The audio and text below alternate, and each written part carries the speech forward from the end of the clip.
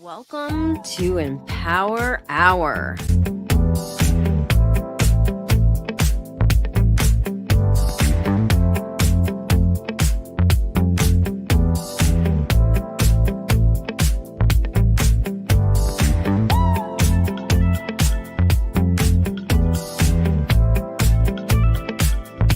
Let's get growing.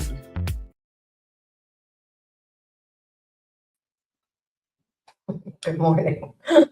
Good morning. Welcome to Empower Hour. I'm coming to you today in my crazy nomadic life from Cold Spring, New York. I'm actually being nomadic within New York for the moment. My mom is on home hospice. It's been quite an intense journey, but I plan on hanging around here and being here for her. So stay tuned on that note. But today, I am very excited about Empower Hour. We're talking about things that I absolutely love, the essential pillars of resilience, clarity, and the transformative power of what everybody calls mindset. I'm Jen Marr, Prosperous Jen, and after 30 years of a career in real estate I defaulted into, it was never by choice, I pivoted on the dime and I built a business in 6 months that supports the life of my dreams. And now I'm on a mission to help over 1 million people do the same. So if you want that blueprint, if you want to hop on a clarity call, just drop a message at any point, drop ready in the comments, direct message me, no strings attached. Let's level up. But we're going to have this beautiful conversation today. And as you know, I am a firm believer in living inspired and maintaining a very high level of awareness regarding my internal frequency. When we consciously choose to vibrate from a place of gratitude and abundance, the entire game changes. Growing a business, selling your products, and scaling your vision becomes fun, and you're in flow, and it feels easy and light. So our guest today, Jon Bassford, who I'm going to bring up in a minute, knows exactly what it feels like when those frequencies are put to the ultimate test. It was just 2 years ago, he faced a simultaneous personal and business financial crisis. Sound familiar? And Jon stood at the edge of bankruptcy, and instead of giving into fear, he shifted his outlook, released his worry about the future, and turned the tide. I love that. And today, as the CEO of Lateral Solutions, Jon helps organizations navigate change and achieve measurable results. He's here to teach us how to separate control from trust and how to build a business that thrives on flow rather than being superwoman like I did for my entire adult life. And I can't wait to hear Jon's take on how alignment and awareness meets strategy. So let's dive in with our guest today, Jon Bassford. Come on. Hello, thanks for having me. There we go. Hello, thanks for having me today. Absolutely. Thanks for being here. So let's get started. Just kind of tell us your journey, and then, I'll be diving in with some questions, and can't wait to hear what you have in store for us. Sure, sounds good. So, similar to you, I'm on a path that I didn't really set out for. It wasn't intentional in the beginning. I went to law school so that I'd be, living a lawyer life, and that didn't really work out. I wasn't sure what I would do with my law degree and fell into working initially for an association. I was a member of a law school, which led me down a very interesting path of working for a tech trade association that was a startup that worked with startups. It kind of gave me this double immersion into the startup world. And so, through that journey, I ended up building a career around operations, the internal pieces, the finance, administration, that sort of thing. And it's just led to a very, very fulfilling career, both as a W-2 employee and now as a consultant, helping leaders and organizations grow. I love it. So 2 years ago, when everything came apart financially, professionally, personally, all at once, you were considering bankruptcy. Take us into that moment. Like, what was running through your head? Yeah, so I'll actually even start before that a little bit. About 5-6 years ago, when I was out on my own and had my consulting business, I wanted to take things to the next level. And so what I did, what a lot of people did was hire an executive coach to And I thought we were going to be working on things like business plans and marketing strategies. And what we ended up working on was me.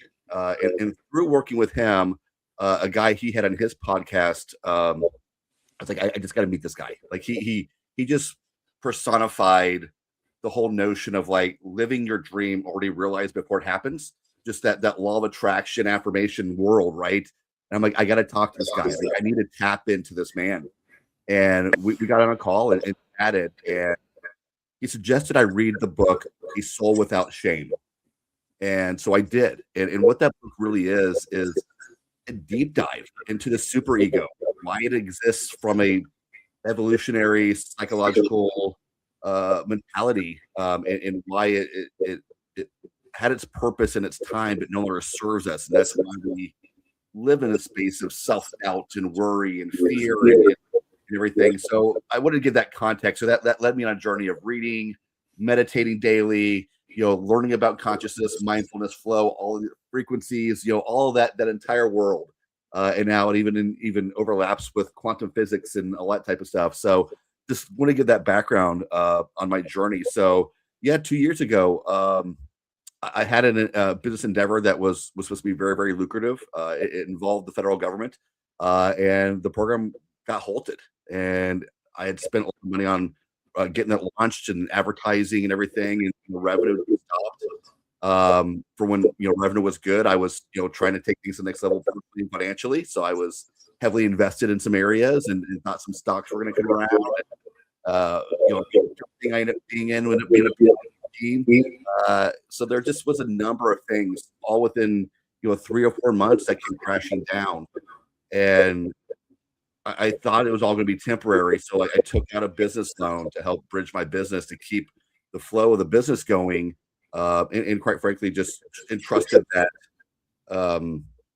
things were going to turn around in 4 to 6 months. And this, if you've ever taken a business loan, small business loans are not your friend a lot of times, and they're short-term loans and high interest. And I got overextended, and it got to a point where it was scary for me. I knew I would be okay deep down, but it was a scary time. And when you're up against the wall, personally, professionally, it affects your life. It affects your relationships, with my wife, with my kid, how we function on a daily basis. And it finally got to a point where I was like, I'm going to have to figure something out here. And I was reading a book. I don't remember what book it was, but something finally just struck me. It said, John, you are okay today. Yes. Right? There is nothing in the world. Like, if you had to sell those stocks that you thought were going to make you a multimillionaire at a 50% loss, to have money to pay taxes, to live life, to pay the car payment, pay the mortgage. There's nothing in the world that could happen to you right now you financially can weather the storm. And so I really had to shift my mind, right? Instead of when we think about it, Charles Dickens' The Christmas Carol and being haunted by the past, present, and future is real. Yes. The ghosts are the thoughts in our head, right? Like, Yes. we worry about the past because we judge something about it. The present are those voices in our head that say you're gonna have to file bankruptcy, you're a fraud, you're all these negative views, and in the future we're worried about something that isn't real yet, right? And so I just really had to come back to the present and get to that point where deep down I knew that everything was going to be okay. The universe was going to work things out. And it's I've been at this journey long enough now to where I just know that there aren't coincidences, right? The minute I kind of let go and trust the universe, and things start shaking up. That business thing I was in with the government that involved the government, it shook loose, right? And things started coming, and started seeing the the stocks I was in started having some movement and showing life. And they still haven't come to fruition 2 years later. The life is there, and the inroad is there. And just learn to trust ourselves, be in the present, and live in those moments is how do we get through weathering the storm. Absolutely. I love it. But the key here is that you had the tools to be able to transmute this energy, right? Instead of getting stuck in it. And also, and I want to say, because this is very important, listen, I didn't always have the tools and I've gotten through some shit, but there's a matter of getting through shit and transmuting energy into leveling up to the next, ascension, like expansion, and becoming a better version of yourself. And so that's the difference. Yes, we can white knuckle our way through things. We can absolutely. I white knuckled my way through my entire life.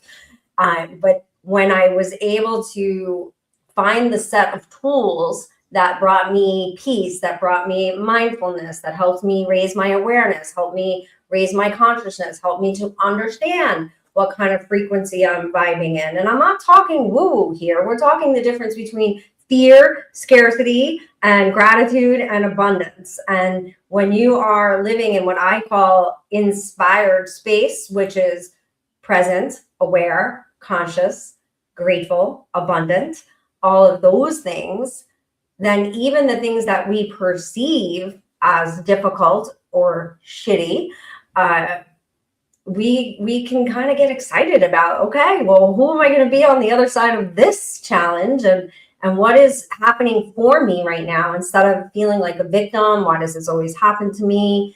And I got to tell you, I could very easily live in that space. But when I get out of that space and I start to, just things that you're talking about are like miracles. When you were able to surrender and let go, the path started to open, the stock started to, gain some momentum, and things start happening instead of us just shutting down. So tell me, first of all, I want to know who the coach is. Mark Silverman. Okay.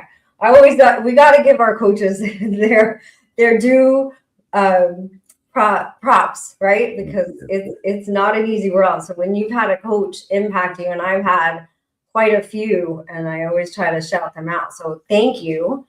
What was his name? Mark Silverman. Thank you, Mark Silverman, for doing what you do. So tell us, what is your set of tools?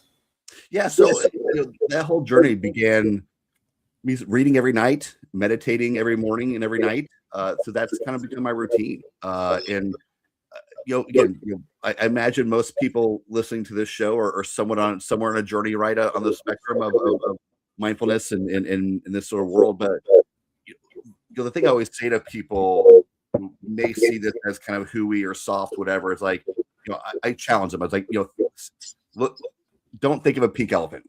We all know what happens. You immediately see a pink elephant head. But it's like, close your eyes, take a deep breath, and that thought of the pink elephant goes away. Like, when we learn to just center ourselves, breathe into our body, we're able to get rid of the noise in our head, and that's really what I've been doing. So, usually every night I read for 15-20 minutes. I meditate somewhere between 5 and 20 minutes. It just depends on how I'm feeling and what I need to do. And then I do the same thing in the morning with meditation. I've been working with another coach, executive coach, who focuses really on the spiritual side of things. She calls her the corporate yogi.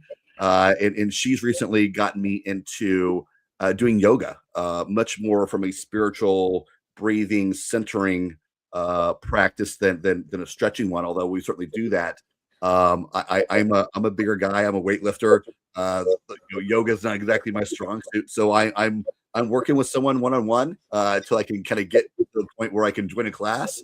But it's also allowing us to work more on breathing. Breathing from your belly and all of those components that really can help center ground us, and those that's become part of my weekly practice now. And just taking the time, and it doesn't happen overnight, right? I think that's the key thing for people working on this journey is I for a while there, I was putting slots in my calendar at noon and 3 to have a mindfulness moment or breathing into my body, etc.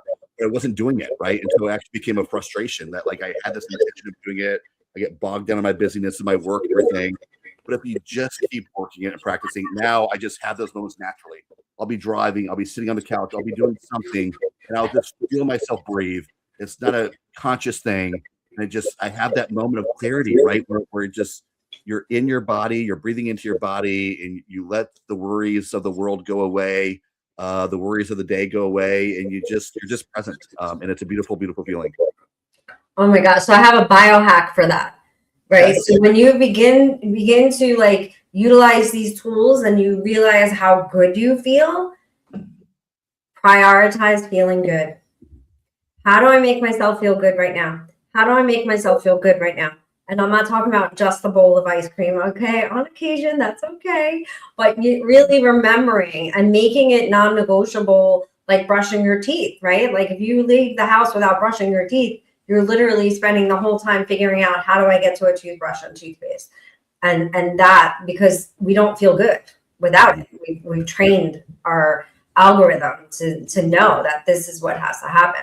So, but if we train ourselves to associate and really pay attention to how good we feel after yoga, after breath work, after meditation, after journaling, after reading, just create that space, like you said, and really just acknowledge and allow yourself to kind of like just swim in those feelings and those endorphins of feeling just good and feeling at peace. And then being able to recognize the minute you begin to go a little off track and pull yourself back. Why? Because I want to feel good. So I have learned now, and this is what has been the thing, and I want to say this for you. Number one, what you are talking about is a ton of courage too. Like to actually, be a big guy and go start learning yoga, which is, I'm going to totally stereotype you when I don't even know you that well, but I can tell that that's just not like your thing, right? It's kind of feminine and a little woo and just not typically what most, men your age are into. So I would describe it as hard and boring, right? That's a bad combination. It's boring and it's hard. So like, that's how I've always seen yoga. Again, now I'm approaching it differently, right? I'm not approaching it from, obviously I'm getting the benefit of the physicality of it, the stretching, but I'm doing it for a deeper reason now. And that's kind of what's driving me through it. Well, does it feel good? It does. Yeah. It's hard for me. I've had shoulder surgery from weightlifting and, even just the simple act of laying on my back and having my hands over my head and stretching, my arms don't touch the ground, right? Like I know. So like even those little moments are tough for me. But when the last session I did that we really spent a lot of time on breathing and working on belly breath and all that type of stuff, like I left there feeling $1 million. Yeah. Right. From all the stretching, but I felt like $1 million. Listen, I discovered Kundalini yoga about during the pandemic. I discovered Kundalini yoga, and now I took a 200-hour teacher training course because that's how I roll. And I have practiced every single day in like the last 4.5-5 years, and it's been the most incredible experience. And just committing to that mind-body connection, or as my teacher says, it's mind. It's connecting your brain mind, your heart mind, and your gut mind, bringing them all together so that they are in sync and there's not this, different conversations going on within your own mind and body. You are aware and are able to separate. So anyway, so what I really want to know is tell me, so this amazing experience, this transformation, this journey that you've been through. So what have you turned this into that you are now coaching? What is it that you can help people with? Sure. Yeah. So my background's been in the operations side of the house. And when I first started my consulting company, it was more on launching operations for organizations, both for-profit and nonprofit, and stay on as a fractional COO. I recently revamped that, and so now what I do is instead of kind of working inside the organization, I still have one legacy client that I've now worked for. It's going on 8-9 years now that I've been a fractional COO for, but I transitioned it more into I wanted to help more people. I want to help more organizations, more people grow. So what I do is I go in and diagnose the gaps and holes that are existing from an operational standpoint, the misalignment between leadership and staff, the operational inefficiency, the operational immaturity, the culture. What I've really learned from especially diving in, writing my book, The Curious Leader, and in the work I've done is that if you want to create sustainable growth, you've got to focus on the leadership mindset, the operational strength, and the culture. And where those three overlap, that's where you find sustainable growth. And that's what I help people do. So I love that. And you say founders tend to have a process that they don't trust, so they get in their own way. What does that actually look like? How do you know that you're the bottleneck? Yeah, I think as my consulting has progressed, it's become much more of a coaching role because the biggest thing I have to do is get the CEOs, the founders, to get out of their own way. Here's the things, right? The things to look at. If you're touching everything in your business, you're in the way, right? If every decision comes through you, and there is so much that I can tell about a business, its culture, and the mindset of the leader by looking at accounting practices. The number of, when you want a bill to come in and go to 4 or 5 different people, including yourself, when you are the only person who you trust to send an invoice out to a client or a customer, those little things, they seem like minuscule things, but the number of founders that I have worked with, probably 9 out of 10, who view accounting that way, it's that they have to be a part of it. It just shows that you're trying to control. Either you don't trust the process because there isn't one to trust, or there is one, but you just don't trust it, right? You don't trust your team. You don't trust the people you've hired, you're paying, and what you're doing. When you operate from that mentality, you're creating a C team because you're not good at everything. You can't give everything its due attention, and everything is being done at a C level versus an A level because, quite frankly, because you're not trusting the professionals and the people you've hired to do their jobs. Yeah. Wow. And I know you get the question a lot, is it a people problem or a process problem? And I get that a lot. Like they come in and they just want to kind of fire everybody. And I'm like, well, let's fix the process first, see what that solves. And then we can see, because people will naturally just leave once you start fixing things if they are the problem. So your answer is almost always map the process first. So how do you go about that? Yeah, literally drawing it out. Whiteboard, chalkboard, computer, digital board, whatever you got in your office, and it just literally draw out the process. Again, I'll take, accounting, right? Starting like, how does someone know where to send an invoice or a bill, right? Like, is it in the contract? Is it like just mapping out the process one step by the next, and put every little detail in there, where it goes, who sees it, who touches it, when, where, and why. It take note of, again, who touches it and when. Take note of when things get done, because you're quickly going to see, is everything just being done ad hoc, right? Or is there, on Fridays is when we process bills, it's Thursdays when we pay bills. When you take a deeper look at this and really start analyzing what you do, you're going to see either, yes, we have a process, or no, we don't, and we are just reacting to everything. When you're reacting to everything, you don't have a process. Everything is ad hoc. You don't have a process, and so just start mapping it, and then building it back. And one of the big things that I always say where leaders tend to go wrong is they tend to do this themselves. They see a problem, or they get a gut feeling that there's a problem, and they want to solve it. They don't involve the people who actually do the work. Yeah, that's one of the biggest mistakes they make is trying to solve it themselves. And so you invite your team in. Anyone who touches it has an insight. We are not, majority of us are not factory workers anymore, where we're building a part on an assembly line 40 times a day, regardless of what happens around us. We all have unique insights and perspectives into how the business is run. We got to learn as leaders to tap into that.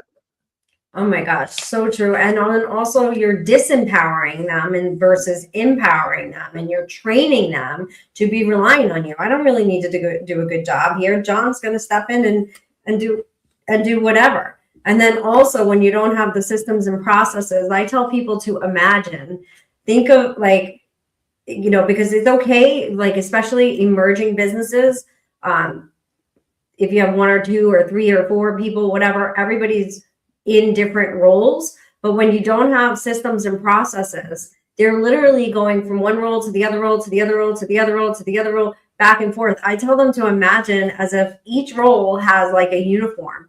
And you're one of these like old sitcoms where you're running in the room, changing, coming back out, running in the room, changing and coming back out. because believe it or not, that is even more efficient if you did have to do that, because then at least you're taking the space to be like, okay, I'm changing over to this role, but we are just trying to do that and we're not running in efficiency because we're not fully present in what am I doing right now and what is the most important thing for me to do in this moment, and just that kind of clarity. And it's counterintuitive because you think putting these systems and processes in place is going to take so much time, but it saves so much time, so much frustration, so much having to redo things, less burnout, the whole thing. So I love that you lead with process first. It's really I think the problem that all leaders run into is, we're all flooded with lead generation services and more marketing, more ad spend. But if you really want to grow, the first place it has to start with diagnosing where you are. Just the way GPS for your map, your car doesn't work if it doesn't know where you are. It doesn't know what to turn right or left of the driveway if it doesn't know which driveway you're in, right? The same thing goes for our operations and our leadership and our alignment. If you don't know where things are currently and you're just going to throw more money at it, more ad spend, more marketing, whatever it is, you're building on a broken system, and it's never going to. You might get lucky. I can't say that you won't. You can't make it work, but you're likely going to build it on quicksand. And so really going through that diagnostics part, understand where you are from an operational standpoint, goes a long way. Yeah, and I agree. So many people, and it's scary actually. So many people just put their head in the sand and operate businesses that are really netting almost no profit. They may be supporting somewhat of a lifestyle, that you've become accustomed to, but it's not really, because you're in a cage, because you can't step away. You can't, you have no freedom basically when you're not understanding exactly where you are. So I see a lot of business owners would rather just kind of pretend to keep this like glossy exterior that everything's amazing. But man, when I've gotten under the hood of some companies that are like multi-million, even billion-dollar producing companies, how are they even getting through? But to your point, you can succeed that way, but will you enjoy it ever that way? What's the point if you're always going to be on the hamster wheel and you're always going to be, having to be in your business? Right. Yeah. And Carol Dweck is considered the foremost thought leader on growth mindset. She started writing about, I think, the late 70s and the early 80s. And I actually just did this research for a keynote I did this week for a hospitality group. I was right out for their leadership conference. And one thing she writes about is the concept of having a false growth mindset. And part of that is when we just fall into busy work, right? And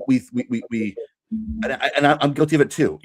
My coach, Mark Silverman, he said, John, all of us coaches, we're just shoveling our own shit, right? We're the things that we have worked on now, we're trying to help others, right? And I'm the same way. When I feel a lull in my business, I fall into the busy administrative work. I do the bookkeeping. I do this. I do that. Right. It makes me feel like I'm growing the business and I'm moving the needle and I'm getting things done, but it's not the right work. It's not the work that's going to move the needle. It's not the work that's going to grow my business. And you really have to catch yourself in those moments, step out of that, and really stay focused on those bigger strategic and operational aspects that are going to move the needle forward. I love it. I love it. So if someone's listening right now and can't take a vacation without their business falling apart or them being in touch the whole entire time, what's the first thing they need to be honest with themselves about? Learning to let go. Again, I think letting go of control is the biggest thing for leaders and founders and CEOs. It comes down to trust and fear. And look, guys, I think it's important. Just like for me in my journey, this mindfulness journey of understanding the super ego and why it exists, it's important for business owners and leaders to understand that fear is natural. It is absolutely 100% natural to be fearful, and that you're going to let go of control, your business can fall apart. It's natural to feel that way, but the strength comes in recognizing that it's natural, helps you understand that it's natural, and helps you step out of it. When you can shift your mind and away from fear, away from control, and learn to trust the process, learn to trust your people, letting go. It goes a long way in just freeing yourself, right? It's going to free your business 100%, but the biggest thing it's going to do is free yourself. Amen. Actually, I don't know if you watched any of the Olympics, but there was a young lady, I think her name is Alyssa Liu. I'm not sure how you pronounce it. She won the gold for women's figure skating, whatever competition. Incredible performance, but they talked about, I guess lots of interviews before she went on. She just completely surrendered because she dropped out of the Olympic world because of all the pressure and the judgment and the rigidity and just like blah. It was icky, really icky. And you can see that whole world has a lot of that ickiness where it's very heavy, very pressured, very not fun. So all about fear and scarcity and am I enough? And, I got to do more. I got to do more. I got to do more. And she talked about when she came back in, she just was like, fuck it. I don't care about the medals. I don't care about the judges. I don't care if anybody likes what I'm doing or doesn't like what I'm doing. I just want to show up and show the world what I can do. And then holy mackerel, when you watched her perform and you could see, like, she has changed. I guarantee you that fun comes back into figure skating now because she just went out there and had like the time of her life. You could see she was completely surrendered and it was just incredible. And the thing is, that's a choice. We get to choose to operate in that space. However, she's able to operate in that space because of the hundreds and hundreds and hundreds and hundreds of hours and repetition and consistency that she put in on the ice to practice. So to your point, you really can't surrender and let go to that degree unless you're putting in systems and processes and understand exactly where you are, set those goals and know where you're going. It's just the difference is you're not like, the world is going to end when you don't meet certain goals. That's just information. That's just telling you what to tweak, what direction to go in, and not be living in this like, oh my God, the world is coming to an end kind of space. I always tell people in being an entrepreneur, the thing you really need to do the most is get really comfortable with the unknown and be okay with question marks around money and taking those risks without, having it impact you negatively. You do it in a way where it feels good. Yeah, I mean, a lot of influencers out there, the big guys and individuals that are billionaires, everything, that they always make it seem like being an entrepreneur is easy, right? Like if you're working for the man, you don't have your own job, you're just a slave, and why aren't you doing this and that? That's where real freedom comes. It's not easy. It is not easy to be an entrepreneur when you have to, your mortgage and your rent, your car, your the food on the table is determined on your ability to sell your services or sell yourself or whatever it is that you're doing. It's hard. It takes. It's not easy, and you have to be able to weather those storms. Another Olympic moment that struck me a little bit different of a context. The guy's name is Nick Baumgartner, I think, if I'm getting that correctly. But he's in his 40s. He does snowboard cross. For people who don't know what that is, that's like where there's I think 4 people at a time. They're racing down a hill. They're going over jumps and everything, but it's a physical race. Like you're hitting each other. People are spinning out, right? And this guy's in the Olympics, and he wasn't like he came in last. He was up pretty close to making the finals where he could have medaled. I didn't quite get there this year, but afterwards, again, he's in his 40s and he's being interviewed, and he said something that I think a lot of founders and CEOs need to take note to. He's like, look, when you love what you're doing, it's never work, right? Yeah. And so that you asked earlier about how do people know if you're not enjoying the work, if you're not having fun, you're doing something wrong, right? You're doing things you don't want to be doing. You're doing things you're not good at. You're doing things that are just killing your soul, right? When you truly find that groove in what you're doing and how you're doing it, the worries of the money go away. The joy is there. Knowing you're making a difference, making whether it's a product, service, whatever it is that you're providing to the world, right? When you really kind of step into that flow, that groove, it doesn't feel like work. I'm in a wonderful place right now where I'm feeling that.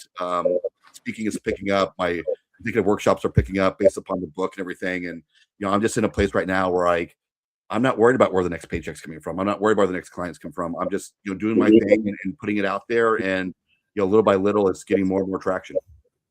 I love that. I just want to clarify something, and I think that you'll agree with me. This doesn't mean that you earn a living doing what you love. It doesn't mean that, because I can guarantee you very quite often the things that you love will be very difficult to earn a living doing. However, when you can really understand the greater good that you serve, why your business exists, the transformation that it performs and that it provides to people, and every single thing does, believe it or not, you just have to spend the time really understanding it. And then, like you said, well, my biohack to it is feeling good. So making sure before I start working, I feel good, and just feeling that energy, paying attention to your intuition. There's a million ways to skin a cat. What a terrible expression. So just because somebody prospects and grows and builds their business this way, and someone tells you that's how you have to do it, and you start doing it and it feels heavy, gross, and icky, don't do it. There's other ways. There are so many other ways to do everything. And so taking that time in that space, but it does begin with those processes. The more structure you have, the more freedom you have to get creative and to figure out ways to do things that do align with who you are and that you feel good. And also, most of the time it doesn't feel good because it's out of alignment with the life that you actually want. Oh, I'm putting in, 70. Now listen, I work like 60-hour weeks right now, but there's a means to an end. I'm doing it right now so that in the very near future, I have crazy amount of freedom of time. That's conscious decision though, as opposed to the 30 years that I put in my real estate career where I put in 60, 70 hours. There was no conscious decision. I was just, hustle, grind, move forward, but I didn't know why. I didn't know what my purpose was. I didn't, so I would have loved probably real estate even more had I understood what I wanted out of my life. Had I had the clarity of what I want my days to look like, what I want my years to look like. I think most people don't plan past what's for dinner, what are we watching, what are we doing this weekend, maybe plan a vacation. Yeah, 100%. Knowing your why, knowing the end goal gets you through a lot. It's what gets you through those hard times as an entrepreneur. Even as a W-2 employee, I worked in an organization that had a very, very toxic culture. And the people who didn't know why they were there and have an end goal for being there were the people who had to quit. Because I would tell you, it was a horrible place to work. Me and a few others were like, this is going to make my career. This is where I'm going to go from a manager of operations to a VP of operations, building an efficient, effective business. And that was my why of being there. And I was able to weather the storm of walking in there every day, wondering if you're going to be fired. That was the type of culture it was, is that people were walking there every single day, thinking it's going to be their last day working there for no reason other than a whim of a senior leader. But knowing my why I was there, what it was going to do for my career, how I was going to use the job. The job wasn't going to use me. I was going to use this experience to grow my career, advance my skills, and grow as a leader in operations. And that's what I used it for. Yeah. And you know what? That's gratitude and presence. It really is. Like, I'm grateful I get to have this so I can go there. And yeah, so don't panic if you think you're in something you don't love. I think doing this work that we're talking about can really help you to feel better about whatever it is you're doing. Find a new way to approach it. Find a way to go about it that it does align. I love that. Yeah. Right now I'm reading going through the monk who sold his Ferrari books. It's been some of the best books I've read. I wasn't a big fan of The Alchemist, which is kind of a similar, right, where a fictional story to tell a journey, right? But reading this book, I've been trying to do something. I've been trying to stop using the term journey, because journey it says there's a beginning and an end point. Mm-hmm. Instead, I'm trying to use the word play. Like, you need to live your life and work as playing, right? Like the analogy is, the goal of an orchestra is not to get to the end note. is to enjoy the music the entire time. Yes. There's not an end destination. Harmony. You're sad when it ends, right? Like, you don't want the music to end. Look at your life and look at your work that way. Like, look at it as playing. I get a chance to wake up today and I get to play. And that lessens the load that you carry, makes you approach it differently. You were talking earlier about when things feel heavy, there's tons of approaches to do things. And I am just naturally a very authentic person, honest. And in the past, I've worked with marketers who are like, if you work with Jon, we're going to 10x your company in 2 days. I'm like, I can never promise that. Like, what are you doing? Like, that's not real. That's not what I do. And I had to learn that, like, I have to find ways to market and to do things in an authentic way for me, that I can speak to my customers. I can help them with their issues without making these absurd, marketing 10x statements that everyone's making these days, but just, find a way to play and connect with people and just grow my business that way.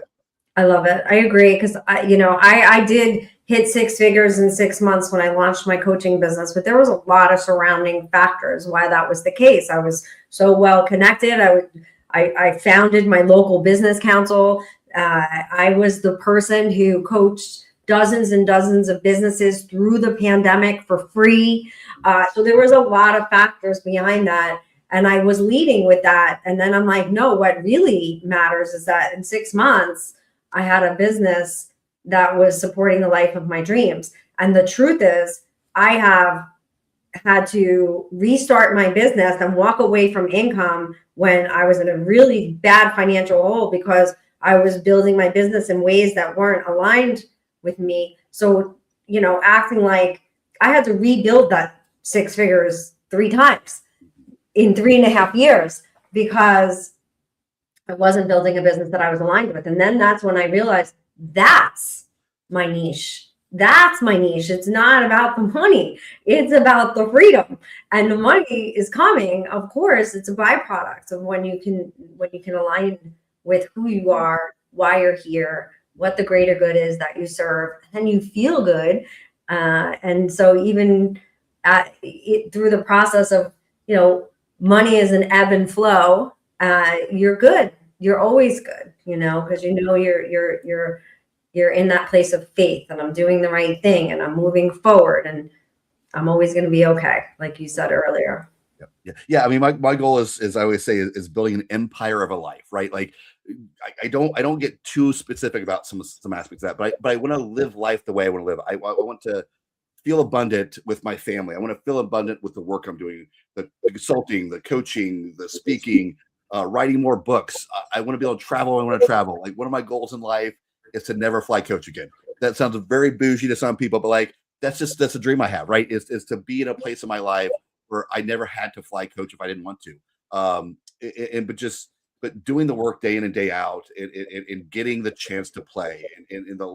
I've learned that the lighter I keep my work and focus on what I'm trying to do with my work, as opposed to the results, the money, just things like you said, become more aligned. I feel better about it. If I don't get a client, it's because I probably wasn't in the best place to help them. Not because I suck at marketing, not because I suck at sales, but that wasn't the right moment for me to help that person, or maybe they needed help in a different way than I could provide. So just being aligned with yourself and your calling, and your mission, and just trying to live a life of abundance, right? That's what it's all about. I love it. So tell us about the Curious Leader, where people can connect with you, whatever else you want to take it over. Yeah. So the Curious Leader, it's been out for about a year now. I mentioned that I just came back from Charleston. I was a restaurant and hospitality group brought me out for the leadership conference, and they literally built the entire conference around my book. It was the most humbling and gratifying experience to go there and speak to this group, meet the founder and CEO of the company, and literally, like, we did a podcast together yesterday. And he was like, Jon, we literally built this entire. I loved your book. It was so meaningful to me. We really built this entire conference around your book. And so it's on Amazon. Just search The Curious Leader. The best way to find out what I'm doing from a consulting, coaching, speaking is going to my personal brand site, which is Jon Bassford. That's John with an H, Bassford, like a fish in a car, .com. And I have a lot of things coming up here. We're growing my social media right now, and have some other podcasts coming up, everything. And just stay tuned and connect with me on I think all my socials are on my personal brand site. So yeah, if you have any questions and you want to get curious about your operations and alignment and your business, reach out and happy to help. I love it. Excellent. We will also have all his links. So when you're watching this on the replay, the links will be available below. And I'm so grateful that you were here today. I loved our conversation. I'm sure we will do some beautiful things together in the future. Here we go. Great. I was hoping this would end up here. So if you want to reach out to Jon, you can see right here on the screen. Also, if you're listening to this on the podcast, these links will be available right below where the podcast is posted. So Jon, thank you so much. I think you're an incredible human being. I think you are a great way shower for lots of men in the world to be very courageous and understand that a lot of the work is within. It's not just hunting and gathering. It's going within, creating the space, being present, being aware. So thank you so much. Anything else you want to say before we go? I just want to thank you for having me and the work that you're doing. I agree. Doing the inner work and this type of stuff it's become a passion for me, and even how I raised my son. I think when we were growing up, we weren't taught about the ego and that other people's issues shouldn't affect you, and that people's problem aren't your problem, and you're not responsible for other people's behavior, and all of these things that we learn when we learn to go in and focus on ourselves and center ourselves. And it's things that I'm trying to bring to my son, and I'm finding ways to more and more to bring this spiritual journey that I've been on into my consulting, into my work of helping leaders let go and looking at things differently. And so I think that's the exciting thing for me is how I continue to evolve what I'm doing to bring this consciousness, spiritual side of my journey into my work to help other leaders grow as well. I love it. Awesome. Well, thank you so much, everyone. Thank you for tuning in, and have a great weekend.